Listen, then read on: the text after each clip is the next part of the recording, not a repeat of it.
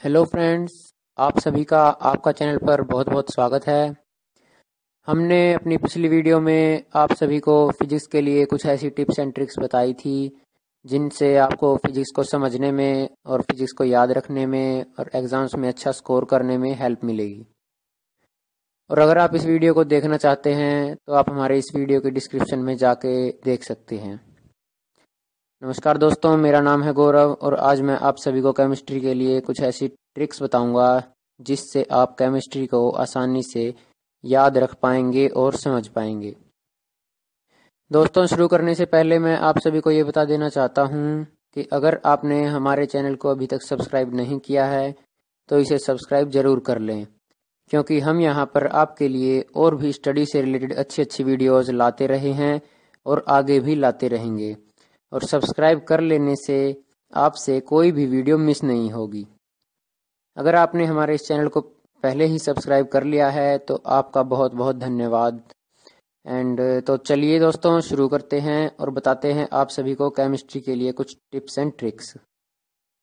तो चलिए दोस्तों, शुरू करते हैं।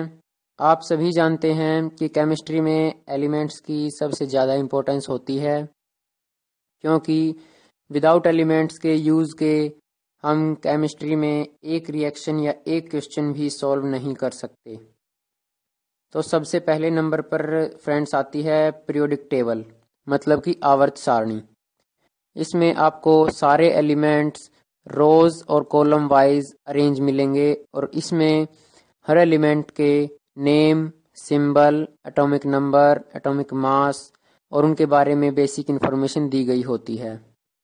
तो सबसे पहले आपको सभी एलिमेंट्स के सिंबल का पता होना बहुत ज़रूरी है, क्योंकि जब आपको एलिमेंट्स के सिंबल्स का पता होगा तभी आप ये पता कर पाएंगे कि ये सिंबल है, अगर हमें ये सिंबल बोला गया है तो इसका क्या मतलब है, और ये कौन सा एलिमेंट है, ये कौन सा एटम है।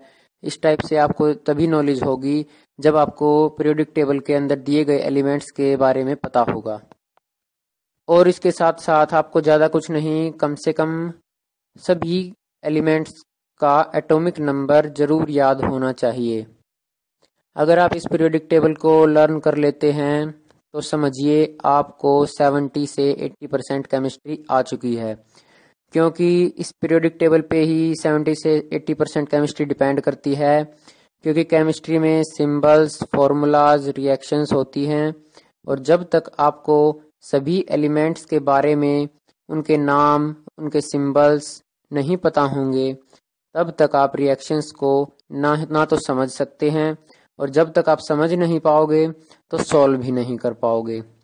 तो सबसे पहले आप इस पीरियोडिक टेबल को लर्न करें, और पीरियोडिक टेबल को लर्न करने की ट्रिक्स के लिए भी हम आपके लिए वीडियो बनाएंगे, जिसमें आपको 1 या 2 सेंटेंस में पूरी पीरियोडिक टेबल लर्न हो जाएगी और आप सभी एलिमेंट्स को सीरियल वाइज आसानी से विद एटॉमिक नंबर लर्न कर सकेंगे। फ्रेंड्स, दूसरे नंबर पे आती है रिएक्शंस को समझना। मतलब कि बहुत से स्टूडेंट्स के साथ क्या होता है कि उन्हें रिएक्शंस समझ ही नहीं आती है, और वो स्टूडेंट्स उन रिएक्शंस का रट्टा मारने की कोशिश करते हैं, उनका रट्टा लगाते हैं। और रट्टा लगाने से कोई भी चीज़ सिर्फ 1 या 2 दिन के लिए ही माइंड में रहती है और उसके बाद वो माइंड से क्लियर हो जाती है, मतलब रिमूव हो जाती है, जिसका कोई बेनिफिट नहीं होता।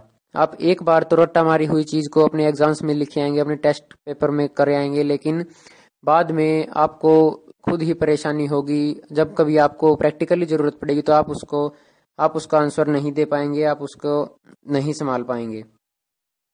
हम एग्जाम्पल के तौर पर लेते हैं, अगर हम एक रिएक्शन लें जैसे C+O2, ये C और O2 ये हमारे रिएक्टेंट्स हो गए हैं और प्रोडक्ट हमारा बना है CO2 कार्बन डाइऑक्साइड।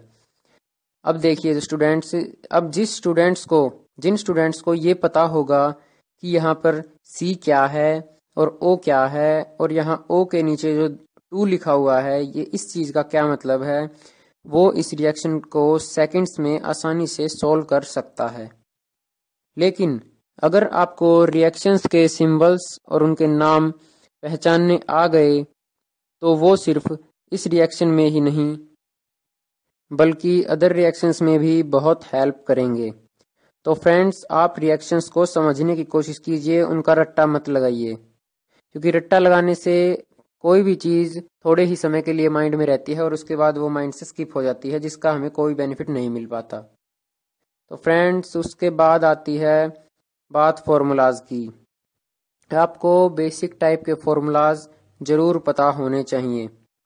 जैसे फॉर एग्जांपल, वाटर का फॉर्मूला होता है H2O, carbon dioxide CO2, methane CH4, limestone CaCO3, glucose C6H12O6, और भी बहुत सारे ऐसे बेसिक फॉर्मूलाज हैं जो आपको पता होने चाहिए। मैं ये नहीं कहता हूँ कि आपको सभी फॉर्मूलाज याद होने चाहिए, सिर्फ बेसिक फॉर्मूलाज जो हमारी डेली लाइफ में यूज़ होते हैं वो आपको कम से कम पता होना ज़रूरी है, क्योंकि कई बार क्वेश्चन में आपको डायरेक्टली सिंबल या एलिमेंट की बजाय आपको रिएक्टेंट्स के नाम दे दिए जाते हैं।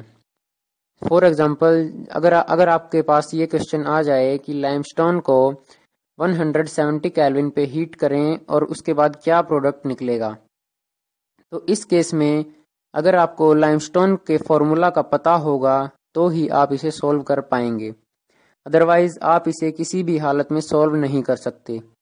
इसलिए आपको सिर्फ कम से कम बेसिक फार्मूलाज के बारे में तो पता होना ही चाहिए।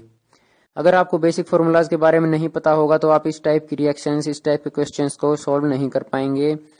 और फ्रेंड्स, आप इस टाइप के क्वेश्चंस में हमेशा आपको प्रॉब्लम आएगी, और इस टाइप की प्रॉब्लम्स को दूर करने के लिए आपको कम से कम बेसिक फार्मूलाज याद होना बहुत ही ज़रूरी है।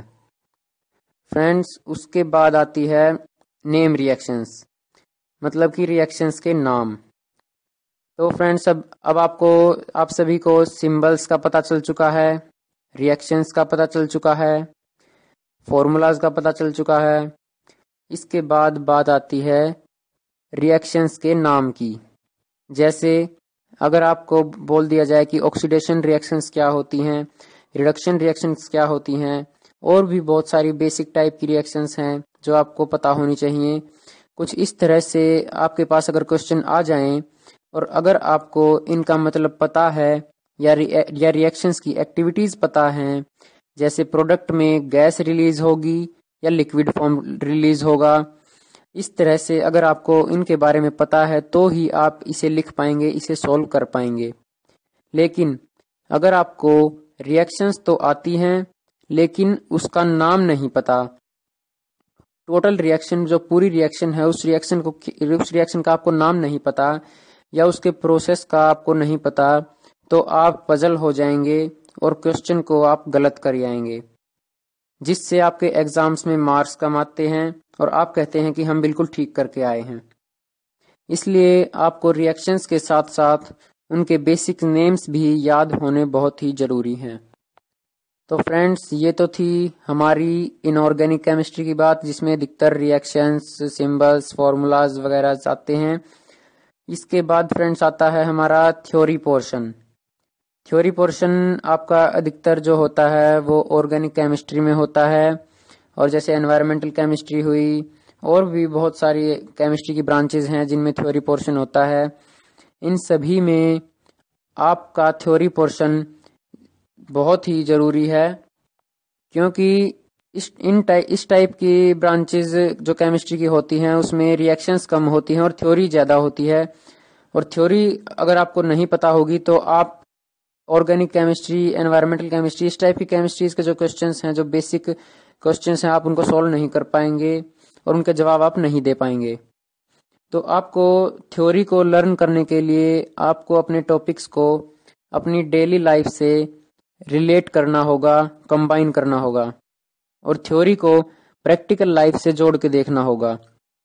क्योंकि ऑर्गेनिक केमिस्ट्री में बेसिक से टॉपिक्स होते हैं, जैसे for example filtration, distillation, chromatography और RO, जैसे रिवर्स ऑस्मोसिस, इस टाइप के आपके प्रोसीजर्स होते हैं। और एनवायरमेंटल केमिस्ट्री में आप सभी जानते हैं, एनवायरनमेंट के बारे में ही आपको बताया जाता है, आपको नॉलेज दी जाती है। तो थ्योरी को पढ़ते समय उसे डेली लाइफ से लिंक करें। और एनवायरमेंटल जो केमिस्ट्री है, एनवायरमेंटल केमिस्ट्री में आप सभी के आपके चारों ओर का एनवायरनमेंट एनवायरनमेंट से रिलेटेड चीज़ें होती हैं। और जो भी एक बात मैं आपको और बता देना चाहता हूँ कि जो भी टॉपिक आप लर्न करें, या वो ऑर्गेनिक केमिस्ट्री का हो या इनऑर्गेनिक केमिस्ट्री का हो, उसे साथ साथ लिखकर जरूर देखें। इससे आपको टॉपिक्स इजीली लर्न होंगे। और सबसे मेन बात आती है रिएक्शंस पे। आप रिएक्शंस की प्रैक्टिस जरूर करें और उनको रिएक्शंस की बॉन्डिंग इन सब पर भी ध्यान दें। तो फ्रेंड्स, ये थी केमिस्ट्री के लिए कुछ टिप्स एंड ट्रिक्स जो आपको केमिस्ट्री में अच्छा स्कोर करने में मदद करेंगी और समझने में हेल्प करेंगी। उम्मीद है आपको ये वीडियो पसंद आई होगी। अगर आपको वीडियो अच्छी लगी है तो इसे लाइक और शेयर जरूर कीजिए। और अगर कोई भी सवाल या सुझाव आपके मन में है या किसी टॉपिक से रिलेटेड है तो उसे आप कमेंट बॉक्स में लिखकर जरूर भेजिए, क्योंकि हमने ये फिजिक्स की वीडियो और केमिस्ट्री की वीडियो, ये दोनों वीडियो हमने अपने स्टूडेंट्स की डिमांड पे ही बनाई हैं। और अगर आपके मन में भी कोई सवाल या सुझाव है तो आप हमारे चैनल के कमेंट बॉक्स में लिखकर आप जरूर भेजिए। और हमारे चैनल को सब्सक्राइब करना बिल्कुल मत भूलिए। Thanks for watching and have a nice day.